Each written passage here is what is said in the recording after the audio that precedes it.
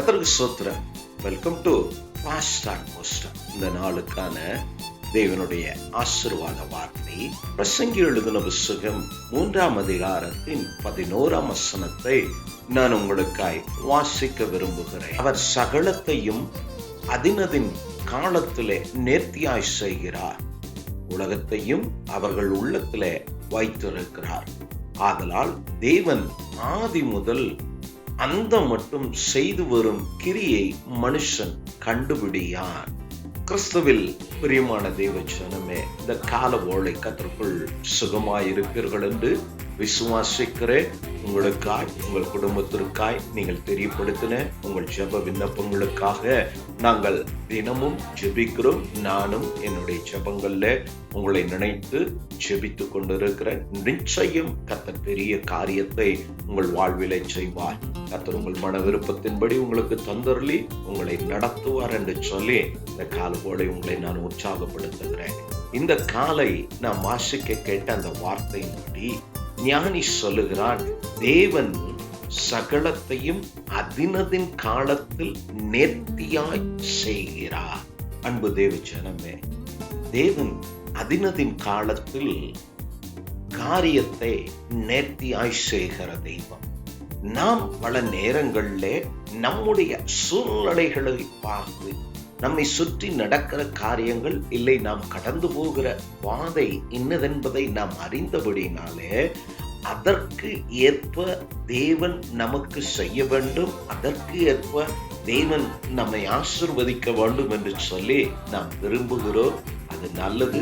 தேவன் அதையும் செய்ய வல்லவராயிருக்கிறார். எல்லாவற்றுக்கும் மேலாக ஏசப்பா நமக்கு கற்றுக் கொடுத்த காரியம், அவர் பிதாவால் இந்த பூமிக்கு அனுப்பப்பட்டபடினாலே நானும் பிதாவும் ஒன்றாயிருக்கிறோம் என்று சொல்லுகிறார். அநேக இடத்துல அவர் சொன்ன வார்த்தை, நான் என்னை அனுப்பினவருடைய வேலையை, அவர் சித்தத்தை நான் செய்கிறபடினால் அவர் என்னை தனியே விடுகிறதில்லை.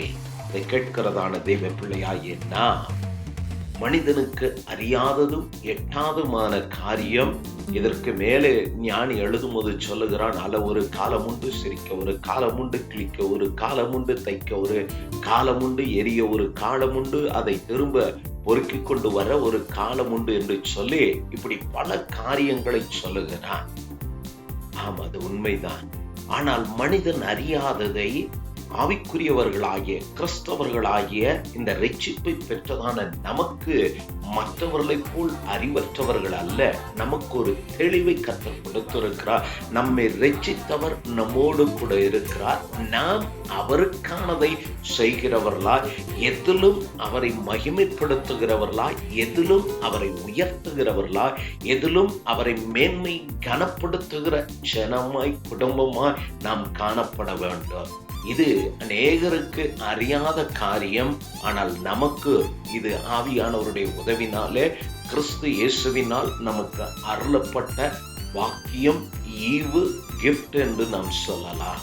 அதை இந்த வார்த்தைக்கு ஒப்பான வார்த்தை பக்தன் யோபு 5ஆம் அதிகாரத்திலே இப்படியாய் சொல்லுகிறார், ஆராய்ந்து முடியாத பெரிய காரியங்களை, எண்ணி முடியாத அதிசயங்களை அவர் செய்கிற தேவன் என்று சொல்லி, ஆம் தேவ ஜனம், இந்த கால ஓலை அவர் சகலத்தையும் அதினதின் அப்படின்னா அவர் அவருடைய வேலைப்பாடின்படி, அவர் நியமித்தபடி, அவர் திட்டமிட்டபடி, நாம் ஒரே வார்த்தையில் சொல்ல வேண்டுமானால் அவருடைய சித்தத்தின்படி அவர் எல்லாவற்றையும் செய்கிறார்.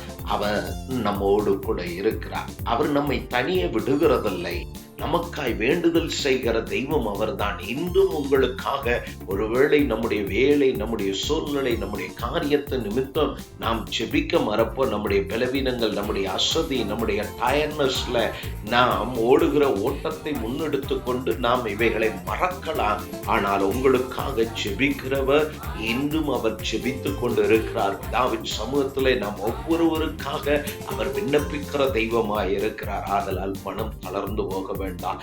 என்னவானாலும் தெய்வம் உங்களோடு கூட இருக்கிறார். நீங்கள் செய்கிற காரியத்துல தெய்வத்துக்கு மகிமைக்காக காரியத்தை செய்யுங்க. நீங்கள் முன்னெடுக்கிற காரியங்கள், உங்கள் கையின் வேலைகள் ஒவ்வொன்றிலும் தேவ ஆசீர்வாதம் பெற்றுக்கொள்ளத்தக்கதாய், தேவ மகிமை வெளிப்படத்தக்கதாய் நீங்கள் செய்வீர்களானால் நிச்சயமாக கர்த்தர் உங்களோடு கூட இருக்கிறார். உங்களோடு கூட இருப்பாரானால் நீங்கள் செய்கிற எல்லாவற்றிலேயும் கர்த்தர் பலத்த காரியத்தை, தம்முடைய மகிமையை வெளிப்படுத்த அவரும் கிரியை செய்ய வல்லவராய் இருக்கிறார். எல்லா கனத்திற்கும் மகிமைக்கும் அவரே பாத்திர.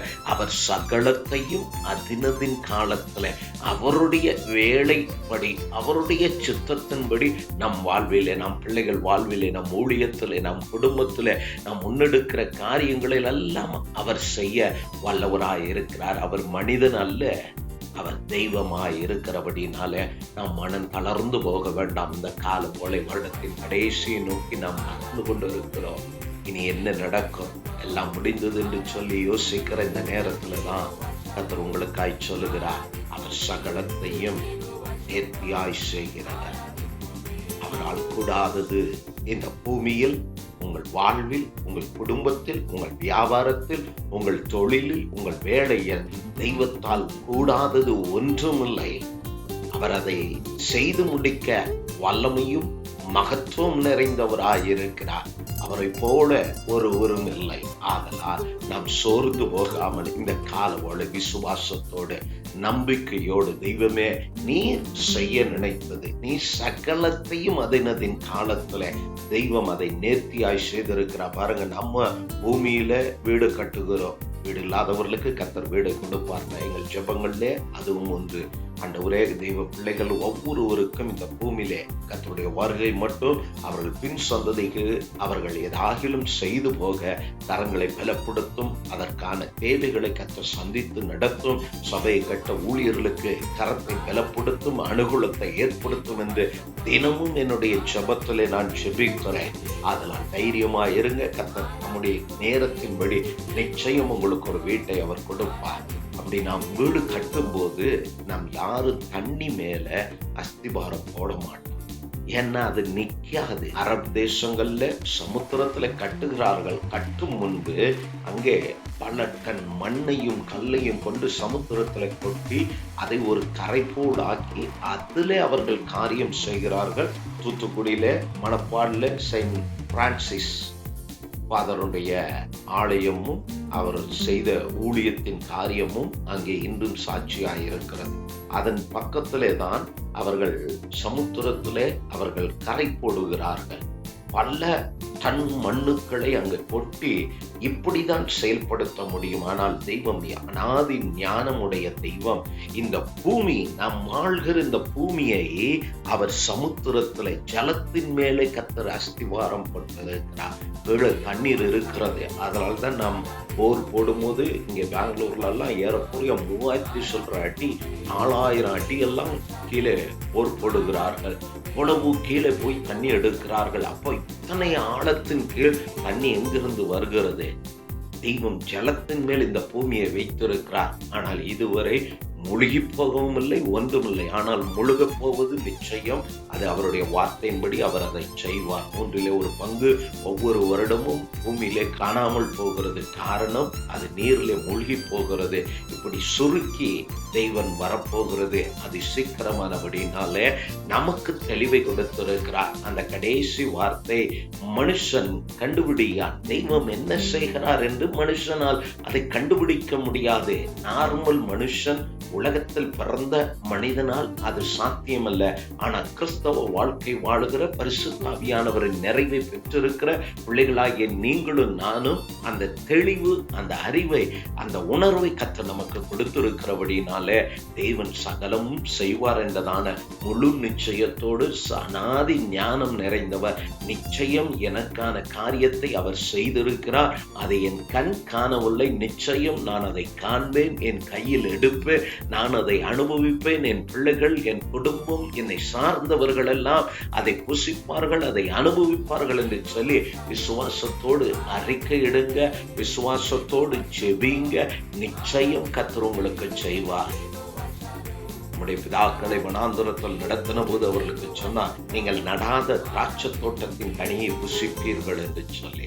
அவர்கள் நடாததும் அவர்கள் பிரயாசப்படாததுமான பலன்களை எல்லாம் ஆதி சபை அனுபவித்தது போல கர்த்தர் நிச்சயமாய் உங்களுக்கு நன்மை செய்வார். ஆதலால் பயப்பட வேண்டாம், மனம் தளர்ந்து போக வேண்டாம், சோர்ந்து போக வேண்டாம். உங்களுக்குள் அதை புலம்பி உங்களை நீங்களே வருத்தப்படுத்திக் கொள்ள வேண்டாம் என்று சொல்லி நான் கேட்டுக்கொள்கிறேன். ஏனெனில் நீங்கள் ஆராதிக்கிற தெய்வம் சகலத்தையும் அவருடைய சித்தத்தின்படி நேர்த்தியாய் செய்கிறவர். உங்கள் வாழ்விலே, உங்கள் குடும்பத்திலே ஏன் இந்த வாழ்க்கை, ஏன் இந்த குடும்பம் என்று சொல்லி புலம்புகிற உங்கள் வாழ்விலே தேவன் அறியாது ஒன்றுமில்லை. அவர் தம்முடைய திட்டத்தின்படி காரியத்தை செய்திருக்கிறார். ஆதலால் பயப்படாமல் தைரியமாய் இருக்க நான் கேட்டுக்கொள்கிறேன். அதே போல அப்போஸ்தலனாகிய பவுல் ரோமர்ல ஒரு வார்த்தை இப்படியாய் அவர் எழுதினதுண்டு. இந்த வார்த்தை கூட நான் உங்களுக்கு நினைப்பூட்ட விரும்புகிறேன். அவருடைய வழிகள் அறியப்படாதவைகள், நாம் அறியாத பாதையிலே நம்மை நேர்த்தியாய் நடத்துகிறதை குருடனுக்கு வழிகாட்ட முடியாது. நல்ல கண் பார்வை உடையவன் ஒரு குருடனை நடத்த முடியும். இந்த பூமியிலே நாமெல்லாம் ஒரு குருடர்களை போல வழிதப்பி நடந்தோம். நல்ல மெய்ப்பனாய், நல்ல தெய்வமாய், நல்ல சமாரியனாய், நல்ல நண்பனாய், நல்ல தகப்பனாய் வந்து நம்மை நடத்தி கொண்டிருக்கிறார். நிச்சயம் உங்களை நடத்துவார். இது வருட கடைசி. பயப்பட வேண்டாம். உங்களை நடத்துகிறவர் உங்களை கைவிடவில்லை. எப்படி இதுவரை உங்களை நடத்தி வந்தாரோ இனிமேலும் உங்களை நடத்துவார். பிரயாசம் விருதாவாய் போவதில்லை. ஈசாக்குனுடைய வாழ்வை கவனிச்சு பாருங்க. ஆபிரகாம் இல்ல, தொடர்ந்து பிரயாசப்படுகிறார்கள். பிரயாசத்துக்கு பலன் வருகிறது. சத்துரு அதை எடுத்துக் கொள்ளுகிறான். கடைசியா திரும்ப திரும்ப விடாமல் திரும்ப திரும்ப திரும்ப அவர்கள் தண்ணீருக்காக கிணறு நோண்டின போது கர்த்தர் அதை வாய்க்க பண்ணினார். கடைசியா அவருடைய விடாமுயற்சியை கண்ட சத்துருக்கள் அவர்களை விட்டு விட்டார்கள். அது ரெகபோத்தாய் பழுகி பெறுகிற இடமாய் கர்த்தர் அவர்களை ஆசீர்வதித்தார். நிச்சயம் உங்கள் சத்துருக்களின் எண்ணத்தின்படி அல்ல, தெய்வ சித்தத்தின்படி, தேவன் உங்களை குறித்து எண்ணிருக்கிற எண்ணத்தின்படி, உங்களுக்கு கொடுத்த வாக்குத்தத்தத்தின்படி, தீர்க்கதரிசனத்தின்படி, உங்கள் ஊழியக்காரன் உங்களை ஆசீர்வதித்த ஆசீர்வாதத்தின்படியே நீங்கள் ஆபிரகாம், ஈசாக், யாக்கோபு எப்படி ஆசீர்வதிக்கப்பட்டு தெய்வ பிள்ளைகள் என்று அடையாளப்பட்டு காணப்பட்டார்களோ அப்படி உங்களையும் கர்த்தர் ஆசீர்வதித்து அடையாளப்படுத்துவார் என்று சொல்லி நான் உற்சாகப்படுத்துகிறேன். பக்தன் யோபு 37:32 இப்படியாய் சொல்லுகிறார். அதை வாசித்து நான் உங்களுக்காய் ஜெபிக்க விரும்புகிறேன். சர்வ வல்லவரை நாம் கண்டுபிடிக்க கூடாது. அவர் வல்லமையிலும் நியாயத்திலும் பெரியவர். அவர் மகா நீதிபரர். அவர் ஒடுக்க மாட்டார். சொன்னே அவருடைய வழிகளை நாம் அறிந்து கொள்ள முடியாது. அதனால் தான் சொன்னார், உங்கள் வழிகள் என் வழிகள் அல்ல, என் வழி உங்கள் வழி அல்ல. அவர் நடத்துகிற பாதை மிக ஆசீர்வாதமும் சந்தோஷமும் நிறைவுமானது. ஆதலால் பயப்பட வேண்டாம். அது நிச்சயமாய் நடத்துவார். நாம் ஜெபிப்போம்.